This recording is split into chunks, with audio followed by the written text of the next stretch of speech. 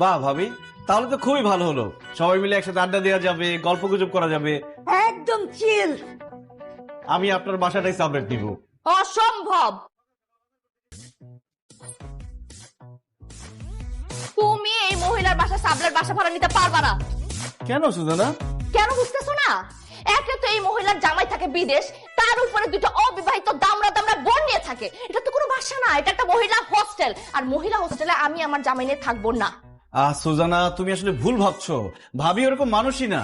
ভাবি ওরকম মানুষ না হলে কি হয়েছে? তুমি তো ওই রকম। দেখো, তুমি এমনিতে অনেক সুন্দর, তোমাকে আর তোমার চরিত্র নিয়ে আমার যথেষ্ট সন্দেহ আছে। সো এই বাসা সাবলেট নেওয়া যাবে না। হ্যাঁ, আপনারা থামেন, ঝগড়া বন্ধ করেন।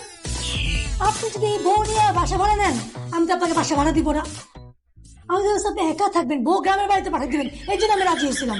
দেখছো, আমি বলছিলাম না তার চরিত্র খারাপ, তার উদ্দেশ্য খারাপ।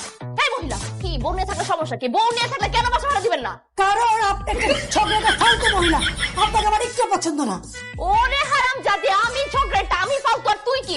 তুই ফালতু, তোর বাবা ফালতু, তোর দুই বোন ফালতু, তোর যত গোষ্ঠী ফালতু। এই এক মিনিট, আমি কি বুঝি না এগুলা? হ্যাঁ, তোর তো জামাই নাই, তুই এখন ইয়াং ছেলেটাকে এখানে বাসা ভাড়া দিবে, এরপর কষ্টে নষ্টি করবি। অসভ্য কথা কার। এই অসভ্য, ফালতু, চুপ, একদম চুপ। আমার চরিত্র নিয়ে কোনো কথা বলবি না।